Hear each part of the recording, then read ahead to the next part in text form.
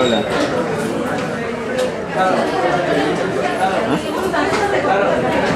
Jesús. Ali.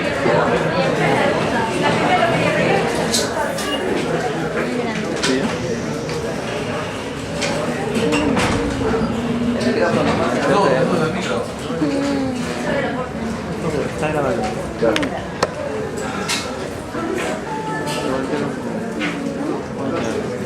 Buenas tardes. Buenas tardes con todos. ¿Funciona? La clase del día de hoy es sobre la placenta y líquido amniótico. Es una clase un poco introductoria de lo que es el curso de gineco-obstetricia, básicamente obviamente la parte obstétrica. Es un pequeño recordar de lo que ustedes ya han visto, obviamente, en su curso en base, ¿ya? La primera parte básicamente es un recordar, y la última parte sí, bueno, son ya términos que se inmiscuyen en el curso que estamos empezando en esta semana.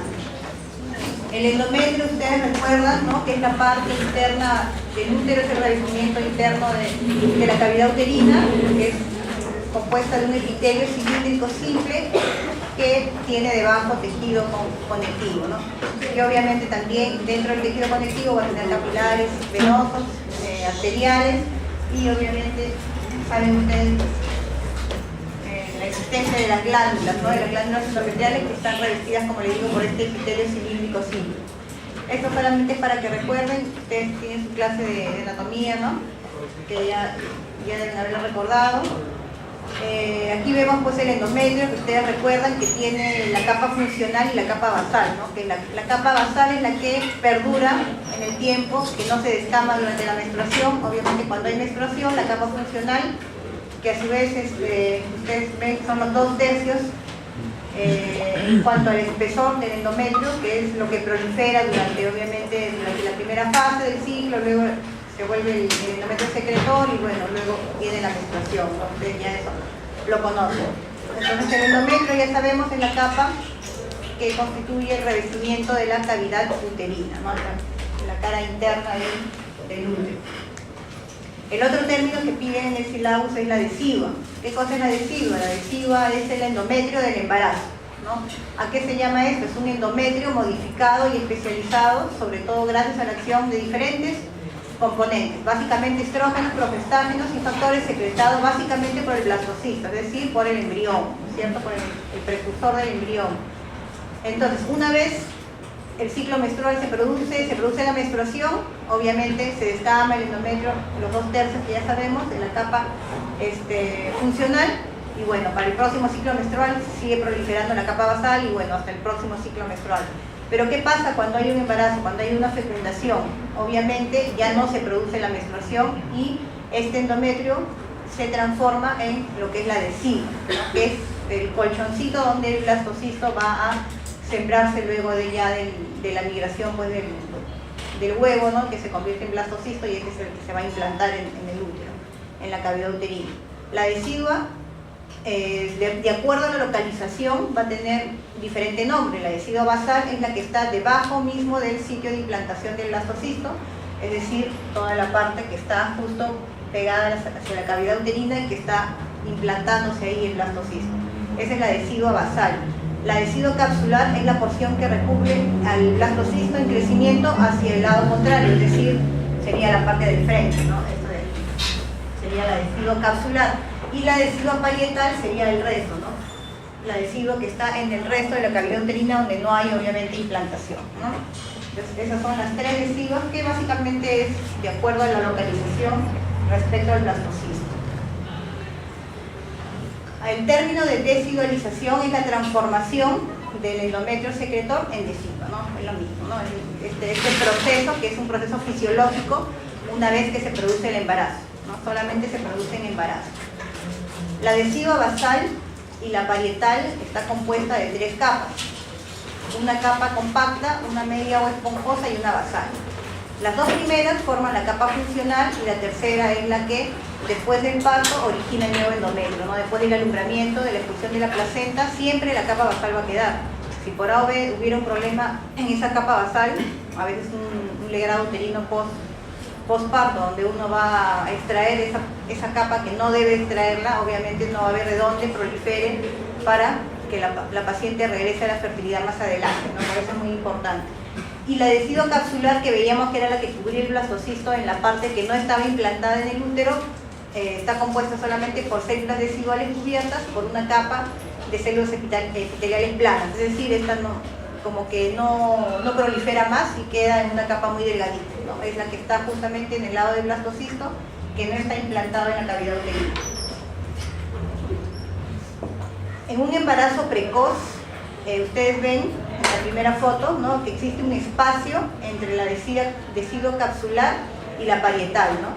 Conforme el embarazo va aumentando en tiempo de semanas, ¿no?, en edad gestacional, vemos que ese espacio se vuelve cada vez menos visible, y posteriormente, cuando la paciente ya es una paciente del tercer trimestre, vemos que ya no existe prácticamente, ¿no?, el espacio entre la decidua capsular y la decidua parietal.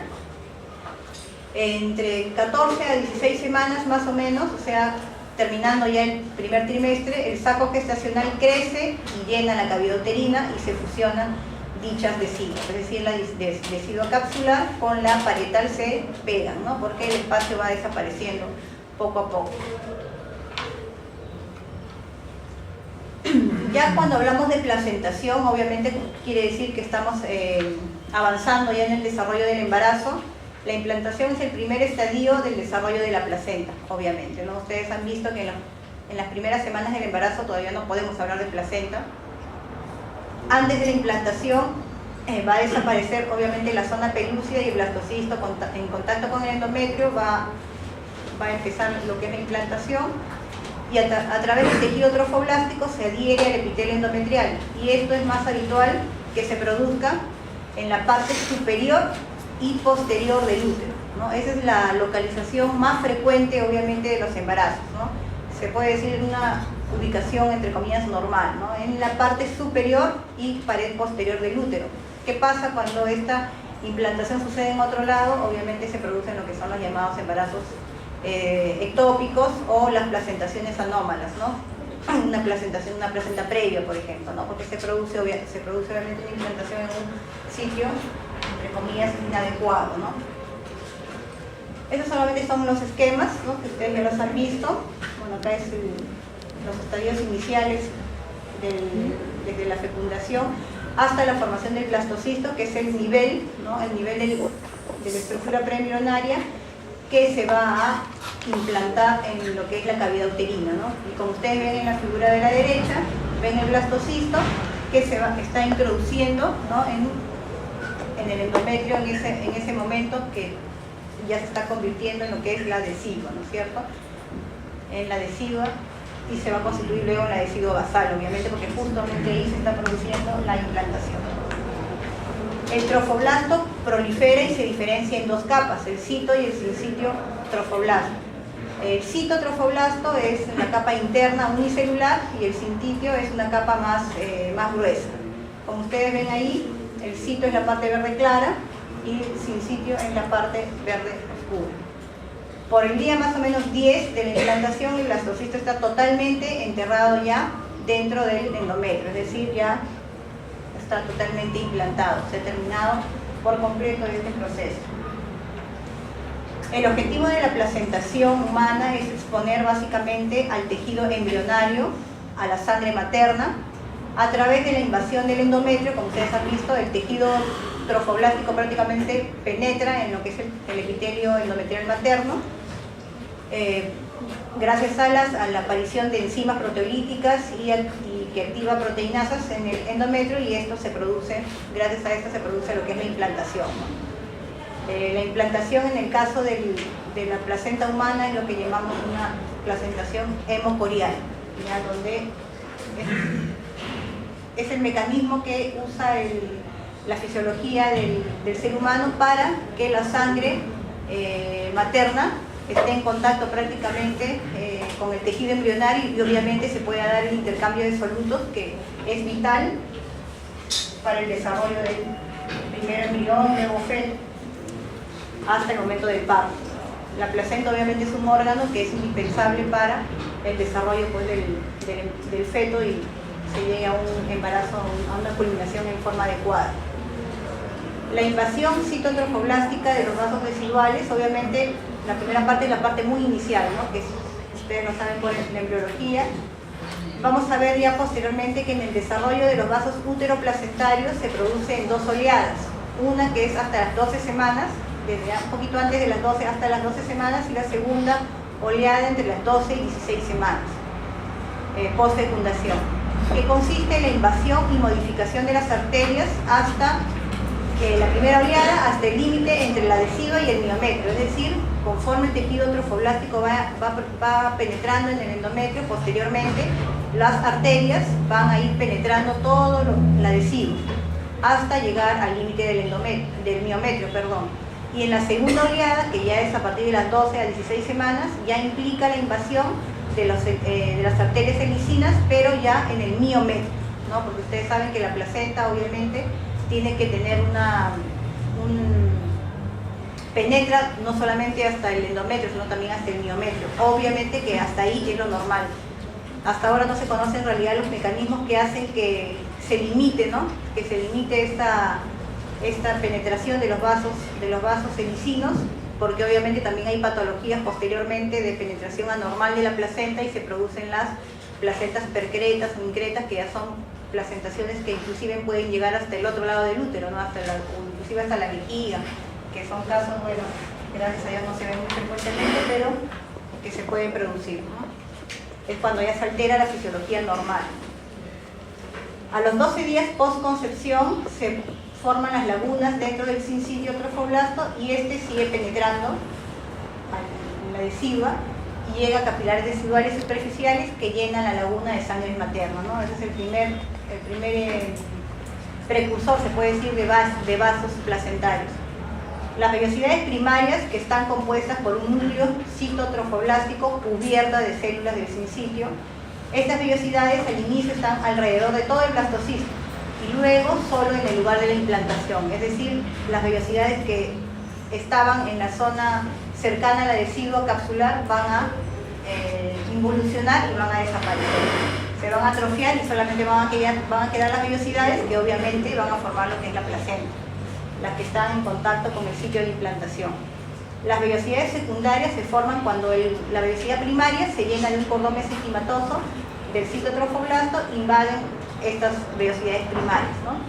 Y después se produce ya la angiogénesis a partir de núcleos mesenquimatosos que ingresaron en el episodio anterior, y las vellosidades resultantes, ya con vasos sanguíneos propiamente dichos, son las vellosidades terciarias, que son las vellosidades maduras que ya van a formar parte de lo que es una placenta propiamente dicha. Estas son fotos de una placentación temprana, vellosidades primarias, que solamente tienen células del sincitio y del cito.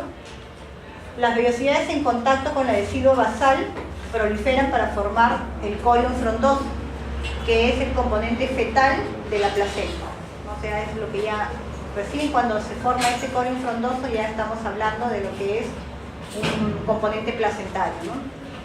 Y las vellosidades en contacto con el adhesivo capsular, dijimos, dejan de crecer y degeneran, desaparecen y forman una membrana, que es el corion liso, ¿no? Que es lo que llamamos la membrana del corion. A fines del tercer mes, más o menos, el corion liso, o sea, en el tercer trimestre del embarazo, está separado del amnios todavía por una cavidad que se llama exocelómica.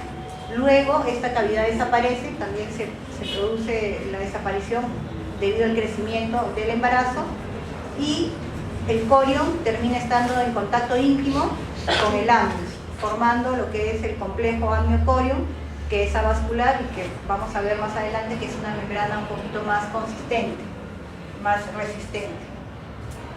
Ese es un esquema para que más o menos de resumen. Ahí ustedes ven la cavidad exocelómica, está mucho más grande aquí, allá se va achicando porque obviamente el embrión y luego feto va creciendo, ¿no? Acá ven, ¿cierto?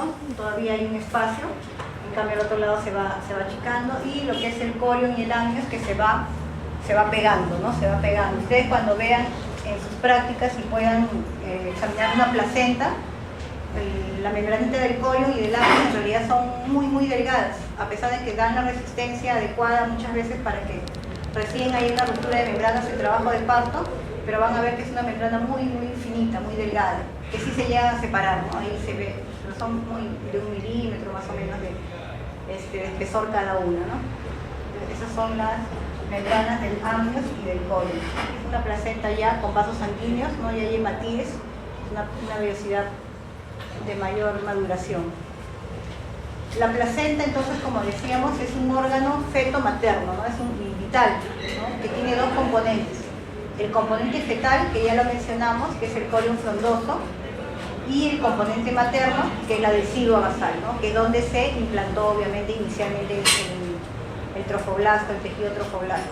Entonces, recuerden bien que la placenta tiene, si bien es cierto, es un órgano ya a partir de las 12, 13 semanas, un órgano ya totalmente constituido, tiene siempre una parte o un componente fetal, que es el corium frondoso, y una parte materna, un componente materno, que es la decidua basal, ¿no? Es un órgano que pertenece tanto a la madre como al feto. Algunas vellosidades del corium frondoso se extienden desde la placa coriónica hasta la decidua, o sea, todo el grosor de la placenta, ¿no? Que se llaman estas vellosidades de anclaje, que son los troncos principales. Pero la mayoría de estas vellosidades, a las otras vellosidades que no son de anclaje, se ramifican y terminan libremente en el espacio intervelloso, como los arbolitos, ¿no? Que ven ahí, ¿no? Se van dividiendo cada vez en vellosidades más pequeñas y obviamente ahí es donde se va a producir más adelante el intercambio gaseoso y el intercambio de solutos. Cada una de las vellosidades principales y sus ramas constituyen un cotiledón placentario y tienen cada una de estas porciones una vena y una arteria, ¿no? Cada cotiledón tiene su vellosidad principal y tiene una arteria y una vena. La placenta a término tiene en promedio más o menos de diámetro 185 milímetros, obviamente que ustedes, así como en el peso fetal, vemos que a veces hay fetos que pesan 2.800 y 3.800, igual, es un promedio nada más. Podemos encontrar placentas más chiquitas y un poco más grandes. Y 23 milímetros más o menos de espesor, con un volumen promedio de más o menos 500 mililitros, un peso también aproximado de 500 gramos.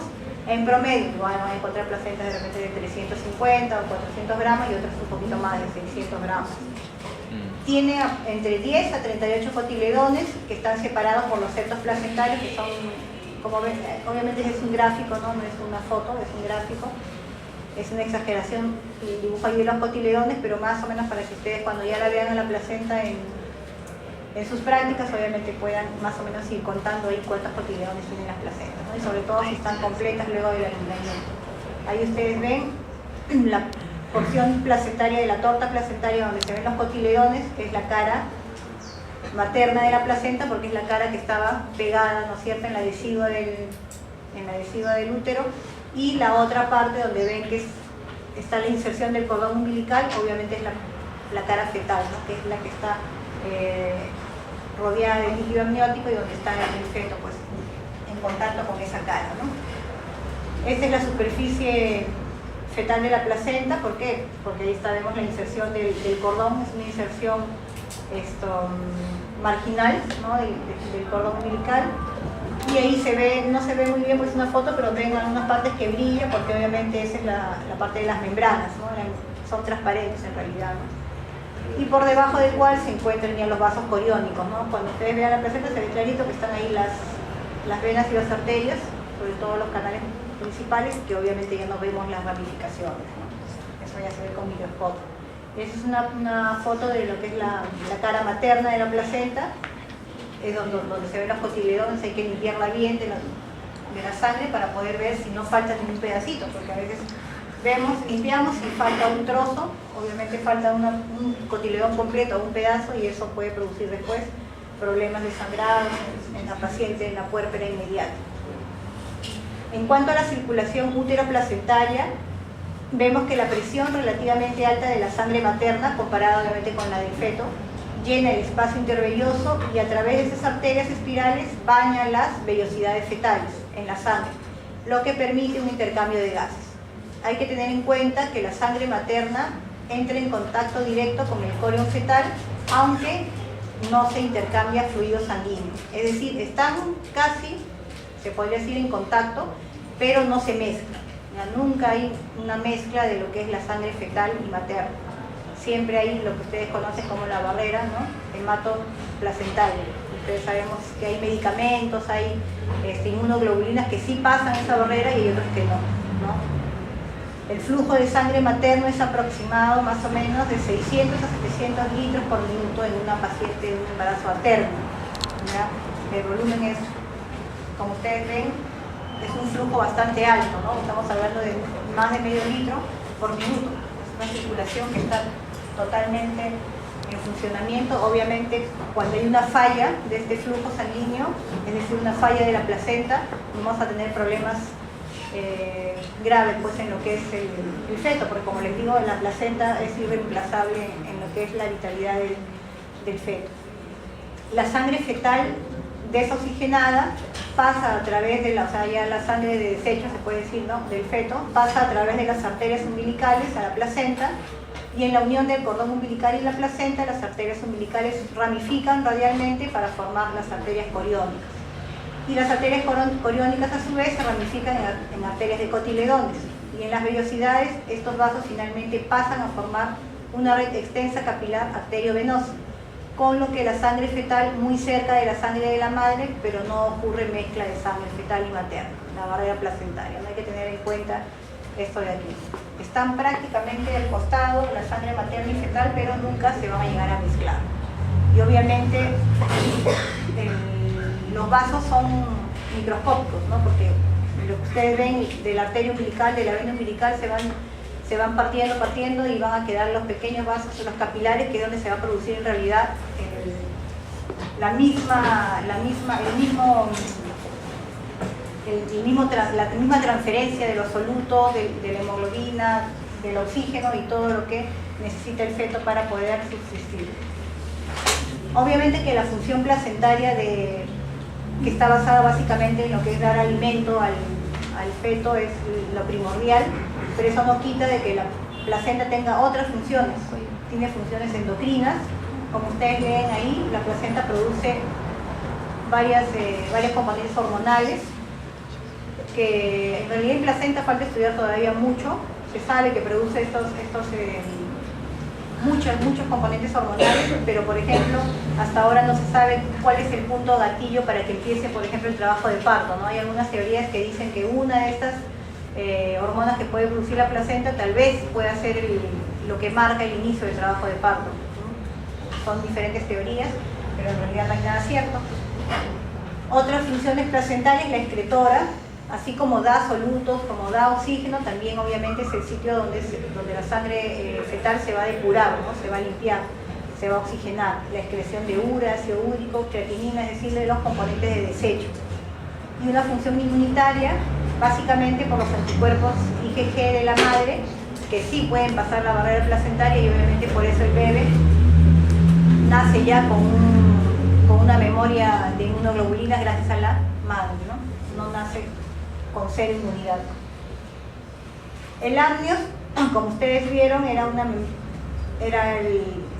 ¿cómo se llama? Una de las membranas que se pegaba posteriormente al corium que se reabsorbía, o al corium frondoso obviamente. Durante el proceso de implantación se forma la cavidad amniótica, que es revestida por unas células pequeñas denominadas células angiogénicas, que son las propulsoras del epitelio amniótico.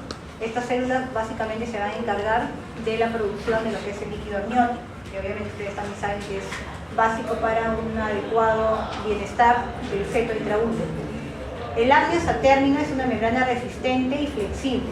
Es la membrana fetal más interna y que está contigua al líquido amniótico, obviamente que está bañada también por el líquido amniótico, ¿no? Proporciona casi toda la resistencia de las membranas fetales. Sabemos que todas las membranas fetales solamente son dos, ¿no? Es el corium y el amnios. Entonces básicamente la que da la resistencia a este complejo es básicamente el amnios, a pesar de ser una estructura muy delgadita. Como ustedes ven, microscópicamente el amnios tiene diferentes capas, son 5 capas que tiene el amnios. Obviamente eso no lo podemos ver a simple vista, es y es un examen microscópico. La superficie interna, que es la que está bañada por el líquido amniótico, la que está en contacto obviamente con el feto, es un epitelio cúbico simple, derivado del ectodermo embrionario. Posteriormente sigue la membrana basal, fijada con firmeza a la superficie interna, o sea, a la primera capa. La tercera capa es una capa acelular compacta, compuesta básicamente por colágeno. La cuarta capa es una capa compuesta de células mesenquimatosas semejantes a los fibroblastos. En realidad también es una capa de tejido conectivo, ¿no? Derivada del mesodermo embrionario. Y por último, la zona esponjosa, que también es prácticamente acelular y que está contigua al otro extremo, ¿no? Que sería el corion liso, ¿no? Y juntos conforman lo que es el complejo amniocorium, ¿no? Las células epiteliales de la superficie interna del amnios está llena de microvellosidades, o sea, las células formadoras del líquido amniótico está llena de microvellosidades compatibles con un sitio de transferencia de solutos y agua, es decir, como el intestino, por ejemplo, ¿no? Que tiene microvellosidades abundantes. Y obviamente hay una transferencia entre el líquido amniótico y el mismo amnios. Y a su vez tienen actividad metabólica, es decir, secretando proteínas, procolágeno, laminina, fibronectina, péptido natriurético cerebral, es decir, tiene también una función endocrina. Las células mesenquimáticas, o sea, las que se encuentran debajo de las primeras, producen colágeno, que también van a sintetizar algunas citoquinas, o sea, interleuquinas, y el amnios placentario cubre la superficie fetal de la placenta, como ustedes vieron en la primera foto, y está en contacto con los vasos coriónicos, o sea, cubre los vasos coriónicos. El amnios umbilical recubre el cordón umbilical. O sea, el amnios no solamente recubre la placenta, sino va a través de todo el cordón umbilical cubriendo, hasta llegar obviamente a la implantación en el feto. Hacia la mitad del tercer mes de embarazo, el amnios se une al corion liso y lo que decíamos, ¿no? El complejo amniocorium, y cubre el disco placentario y la superficie lateral del pedículo de fijación, que entonces posteriormente ya se empieza a llamar cordón umbilical, ¿no? El cordón umbilical tiene dos arterias y una vena, que es lo contrario a lo que normalmente nos enseñaron en anatomía, ¿no? En anatomía siempre una arteria está rodeada de dos venas, ¿no? Acá es al revés. En lo que es el cordón umbilical hay una vena que está rodeada por dos arterias. La porción intraabdominal del cordón umbilical va del ombligo del feto hasta el intestino, y por lo general ya cuando el feto sale y es neonato, se atrofia y desaparece. Cuando no desaparece, a veces queda un poco permeable y queda el rudimento, que es el llamado divertículo de Meckel, ¿no? Que puede ser causante de patología ya en el recién nacido o en el niño, ¿no? El cordón umbilical va desde la cicatriz umbilical fetal hasta la superficie fetal de la placenta, o placa coriónica, ¿no? Obviamente, ¿no? Es el nexo, ¿no? Entre la placenta y el feto. Es de color blanco nacarado o blanco mate, es húmedo obviamente porque está pues, rodeada de las membranas estas del complejo membranas amniocorium, y está cubierta de amnios a través del cual se pueden ver los vasos umbilicales, ¿no? Es alguna consistencia gelatinosa y uno puede ver a trasluz inclusive los vasos tortuosos que están sinusoidales, que están en el cordón umbilical. El diámetro del cordón igual es variable, va entre 0.8 a 2 centímetros, hay cordones muy gruesos, hay cordones muy delgaditos que inclusive a veces se rompen cuando está en pleno alumbramiento, hay que tener mucho cuidado con esos cordones. La longitud promedio es de 55 centímetros, pero puede ir entre 30 a 100 centímetros. Hay una patología que es la del cordón corto, que se considera de 30 para abajo, que obviamente es una patología que puede presentar una morbilidad fetal, porque en el trabajo de parto, en la fase expulsiva, obviamente la mujer está en pleno proceso de pujo para que salga el feto, y si el cordón es muy cortito, obviamente va a producir un desprendimiento de la placenta antes de tiempo, y eso produce obviamente una hipoxia pues, en pleno trabajo de parto, ¿no? Los vasos sanguíneos son más largos que el cordón, por eso se ve el trayecto tortuoso, causando a veces nodulaciones o nudos falsos, ¿no? A veces uno observa el cordón y parece que tuviera unas protuberancias, parecieran unos nudos, esos son los llamados nudos falsos, porque los nudos verdaderos son, como su nombre lo dice, de verdad que el cordón se anuda, ¿no? Que generalmente puede producir pues, muerte fetal, ¿no? Si hay un nudo verdadero, generalmente se producen cordones largos, ¿no? Todas las distocias de cordón En cuanto a circulares o en cuanto a nudos verdaderos, se producen cordones largos. Un cordón corto es imposible porque se vaya a anudar o se vaya a enredar en algún lado, ¿no? En cuanto a las funciones del líquido amniótico, también son múltiples, ¿no? El líquido amniótico también es importante. Permite movimientos activos y pasivos del feto. Obviamente, si no hubiera líquido, estuviera pues el feto aprisionado en la cavidad uterina y no podría moverse libremente. Una protección mecánica de amortiguación frente a traumatismos y ante las mismas contracciones uterinas, ¿no? Cuando a veces hay pacientes en trabajo de parto como ligohidramnios, vamos a ver que hay bradicardias, ¿no? O desaceleraciones. Entonces, obviamente, la amortiguación que protege al feto no solamente para los golpes, sino también en el mismo trabajo de parto. El aislamiento de las partes fetales evita la compresión del cordón umbilical, obviamente. Otra de las complicaciones que a veces cuando hay oligohidramnios, el cordón obviamente se puede pues, estar comprimido por una parte fetal contra la cavidad del útero y puede haber alteraciones de la frecuencia cardíaca fetal. Proporciona un hábitat adecuado, estéril y con temperatura y pH constantes para el desarrollo del feto, ¿no? Por eso es que siempre dicen, ¿no?, que el útero materno es la mejor incubadora y que es preferible mantener al feto mientras obviamente eso sea adecuado en la mamá, ¿no? Ayuda a la acomodación del feto en el parto cuando las membranas están íntegras y cuando se rompen lubrica el canal del parto, ¿no? Lo ideal es que las membranas se rompan recién pues, en el trabajo de parto ya avanzado. Eso es lo ideal, ¿no? A veces no se puede y bueno, las pacientes ya vienen con la patología de la ruptura prematura de membranas, ¿no? Y actúa también en la homeostasis bioquímica fetal, o sea, en el intercambio de solutos que se veía en la primera parte, ¿no? Entonces hay una utilidad bastante marcada de lo que es el líquido amniótico. Este líquido amniótico, al inicio, para su formación, depende del tiempo del embarazo. Al inicio, en semanas muy iniciales, simplemente es un trasudado del plasma materno a través del ambos, ¿no? En realidad es casi agüita nada más. Luego, por un trasudado del líquido intersticial fetal a través de la piel fetal, que también es inmadura y es muy húmeda, colabora también con el líquido amniótico. Y más adelante, más allá de la semana 18, la piel madura ya se queratiniza, ya no secreta tantos líquidos, pero empiezan a funcionar otros órganos, como son el riñón y el pulmón. Entonces el riñón y el pulmón son los que van a, sus secreciones van a formar lo que es componentes de líquido amniótico. La diuresis fetal es el origen principal, un 30% del peso fetal aproximadamente se produce de líquido amniótico. El fluido traqueal, más o menos 50-80 mililitros por día, está compuesto de fosfolípidos, surfactante, que obviamente ustedes, por eso es que a veces se hace amniocentesis, ¿no?, para identificar los componentes del surfactante y ver si hay maduración pulmonar adecuada, etc. Los trasudados de líquidos entre la sangre fetal y la cavidad amniótica, el cordón umbilical y la piel fetal, ¿no? Todavía sigue habiendo, obviamente, también una excreción de la piel del feto, pero es mucho menos que el inicio. Y el trasudado materno a través de las membranas ovulares, que es el mínimo porcentaje. Entonces, lo que tienen que recordar es que el inicio básicamente es un trasudado, nada más. Pero posteriormente de las 18 semanas, sí, la orina básicamente va a ser el principal componente de la formación del líquido amniótico. Por eso es que vamos a ver que cuando hay patologías en cuanto al funcionamiento de los riñones del feto, obviamente va a haber alteraciones en el volumen del líquido amniótico, porque se altera su formación. Y así como se forma, también se elimina hasta las 18 semanas, igual se regula por el mismo proceso de la formación, simplemente por un trasudado, ¿no?, por una ósmosis pasiva. Y luego la vida media de este líquido amniótico más o menos es de 90 minutos, quiere decir que cada hora y media hay un recambio de líquido.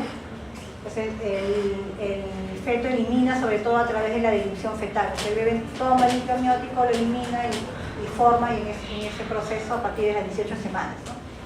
Y su posterior absorción intestinal, y también en mínimo porcentaje hay trasudado a través del pulmón y piel fetales, trasudación a través de la placa corial, o sea de las membranas y del cordón umbilical, ¿no?, pero en menor porcentaje. A partir de las 18 semanas, básicamente el líquido va a ser deglutido por el feto y va a ser reabsorbido por el intestino y vuelta misionado a través de un buen funcionamiento de los riñones. Igual, cuando hay alteración en el tracto digestivo, por ejemplo, estrés esofágica o algún tipo de stop en el estómago va a haber problemas que el bebito no va a deglutir adecuadamente el líquido amniótico y se va a producir un aumento de este, porque no va a haber un tránsito normal del líquido amniótico.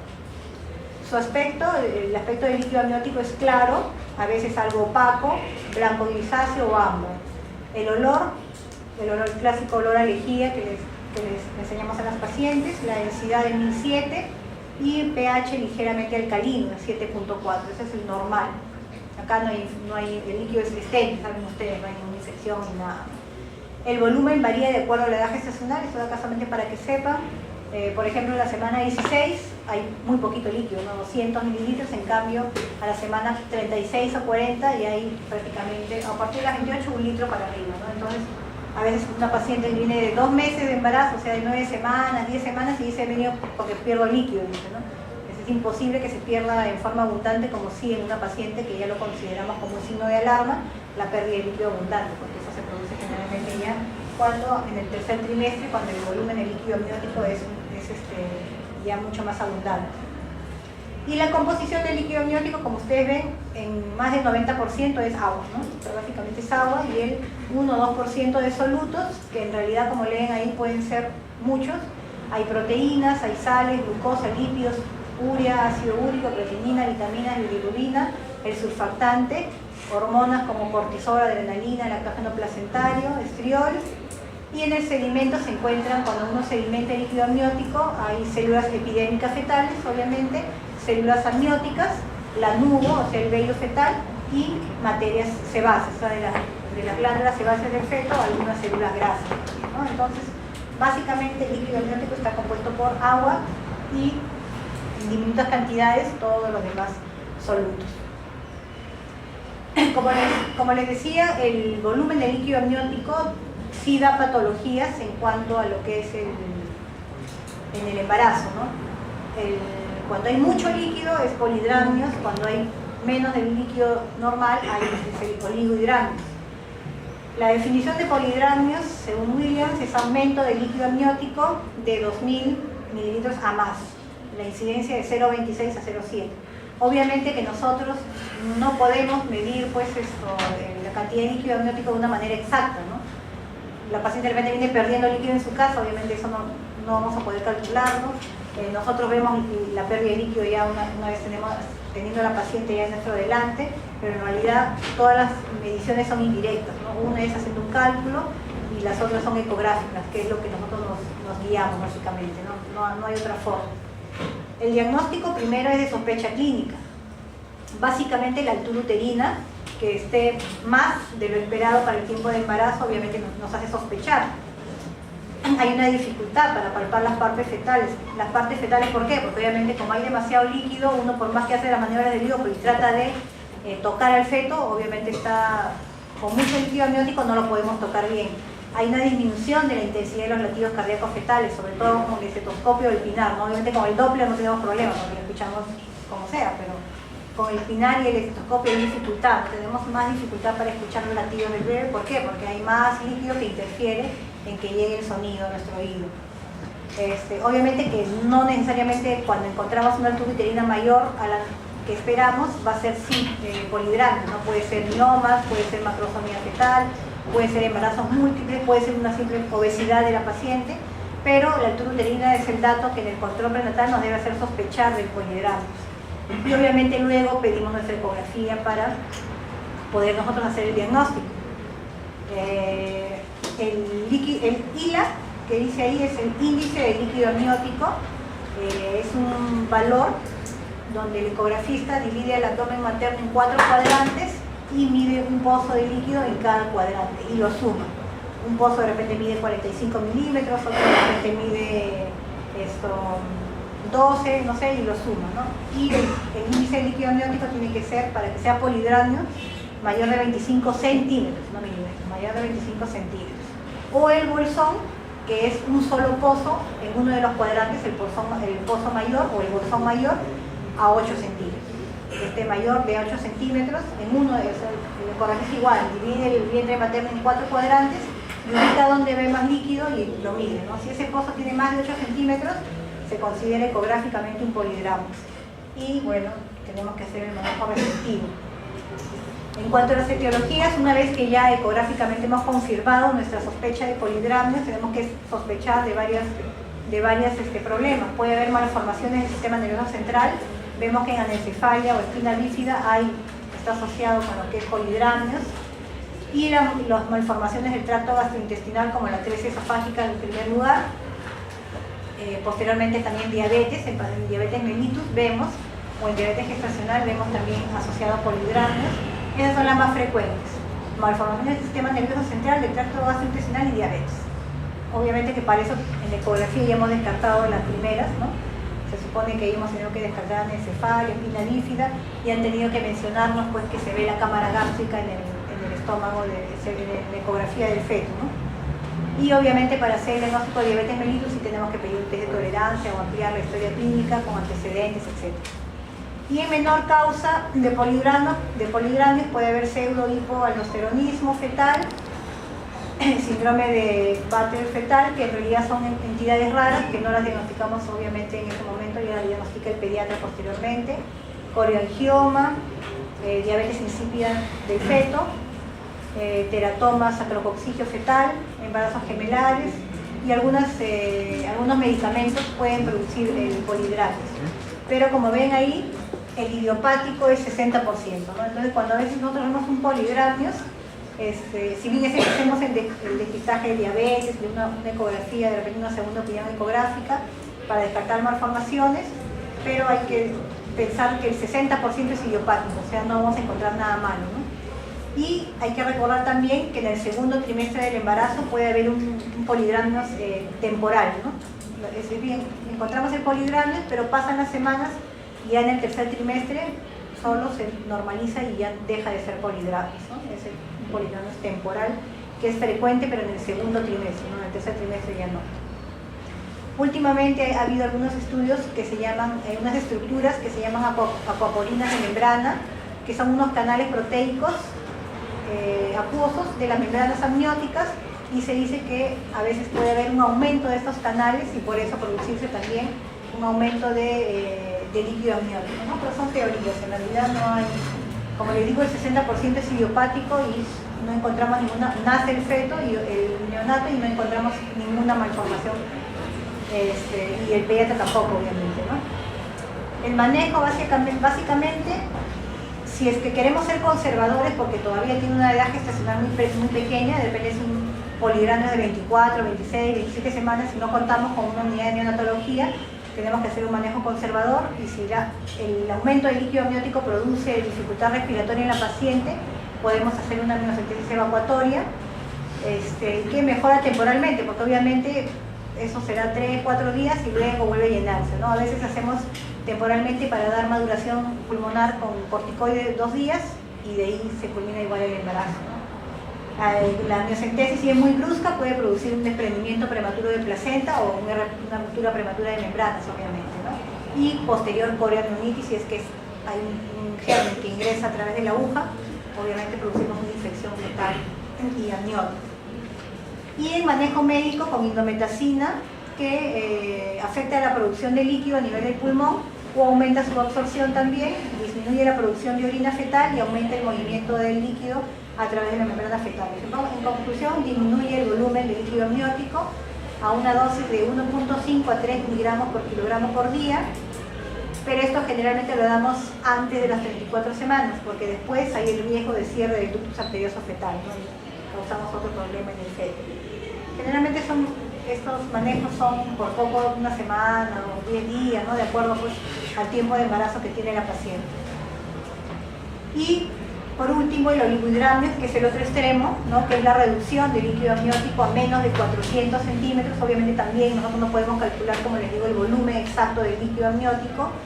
La incidencia es de 0.4 a 5.5 y causa, el problema del oligohidramnio severo es que causa hipoplasia pulmonar fetal, ¿no? Cuando el feto crece sin líquido amniótico, van a nacer posteriormente con el problema de la hipoplasia pulmonar fetal, que obviamente es incompatible con la vida, ¿no? Porque fuera del útero materno, el neonato tiene que empezar a respirar por sí solo.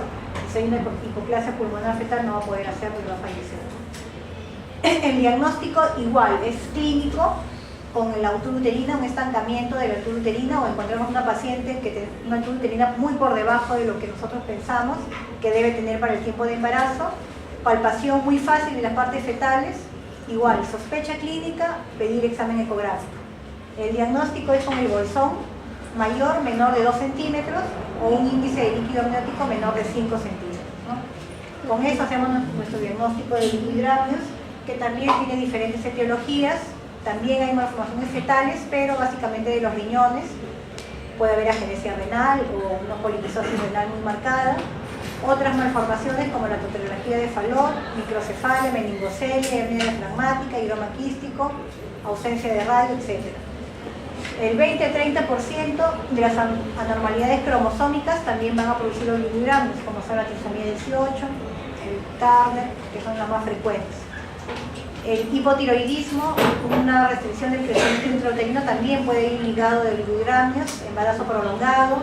Bueno, obviamente, ruptura prematura de membranas va a dar oligohidramios, pero porque el líquido está perdiendo, no porque se esté formando de menos. Transfusión feto-fetal, esos son embarazos monocoriónicos, monoamnióticos, embarazos dobles. Insuficiencia placentaria debido a alguna preeclampsia o debido a una enfermedad sistémica materna. Y algunos medicamentos como los inhibidores de ECA, de la enzima convertidora, que están prohibidos durante el embarazo porque justamente producen pues oligohidramios, ¿no? El manejo aquí es igual, va a depender básicamente de la edad gestacional. Es una edad gestacional que podemos manejar en nuestra institución al recién nacido, obviamente es culminar el embarazo, ¿no? Pero si vemos que es una edad gestacional que todavía no podemos, como 28, 27 o 26 semanas, se puede hacer lo que es la infusión, que es infundir un cristaloide para reemplazar el líquido amniótico, pero básicamente eso lo hacemos en trabajo de parto, justamente para evitar las compresiones de cordón o las alteraciones en la frecuencia cardíaca fetal, las hipoxis, ¿no? Por compresiones de cordón. Pero generalmente, bueno, la omnifusión antes se usaba obviamente con mayor frecuencia. ¿Por qué? Porque la cesárea se usaba con menos frecuencia, pero ahora creo que nadie va a hacer una omnifunción teniendo pues a la mano la cesárea. Si uno encuentra una bradicardia, obviamente lo que va a hacer es poner el embarazo lo más pronto posible para evitar un daño del feto, ¿no? Pero eso es para que lo conozcan. Bueno, creo que ahí acaba todo. ¿Alguna pregunta? La primera parte en realidad es básicamente un recordar, es como les decía, revisen un poquito sobre todo los gráficos, que es lo que más nos queda. Pero básicamente en la práctica le va a servir mucho examinar su placenta, ¿no? Es algo bien sencillo, y obviamente cuando hagan su reporte de parto tienen que describir pues, todo lo que encuentren en la placenta, si está completa, los cotiledones, si las membranas están completas, si falta la cara materna, si está llena de fibrina o cómo está, si encuentran algún hematoma, etcétera, etcétera, ¿no? Entonces ahí tienen varias cosas en lo que es la placenta. Y bueno, en lo que es el diagnóstico de los oligo y polidramios, obviamente que como ustedes ven la sospecha clínica es importante, pero en esta es una patología donde la ecografía sí nos ayuda mucho y nos da el diagnóstico, ¿no? Creo que en 3 patologías obstétricas la ecografía nos ayuda mucho, ¿no? En lo que es patología del líquido amniótico, en lo que es posición placentaria, ¿no? Probablemente como no había ecografía antes hacían el tacto vaginal para ver si palpaban la placenta y encontraban una placenta previa, ¿no? Pero ahora obviamente que eso ya no se hace porque la ecografía nos dice dónde está la placenta. Y en tercer lugar, en lo que es embarazos múltiples, ya nosotros sabemos qué tipo de embarazo múltiple es, ¿no? Es muy diferente que sea un monocoriónico monoamniótico a que sea un bicoriónico biamniótico, porque hay unos que tienen patologías y otros que no tienen. Entonces, obviamente eso antes, sin ecografía, no lo podían saber hasta el momento que nacían y examinaban las placentas, pero ahí, en estas patologías nos ayuda la ecografía. Obviamente que hay otras en que no nos ayudan, pero básicamente en esto de lo que es el oligo y el polidramio, la ecografía nos ayuda bastante, porque es bueno que también aprendamos en algo lo que es la lectura de la ecografía y sobre todo hacerla, ¿no? ¿Alguna pregunta? ¿Alguna pregunta por ahí? Para el examen lean bastante sobre lo que es oligo y polidramio básicamente, ¿no? Oligo y polidramio, todo lo que es líquido amniótico, que de ahí lo parejo.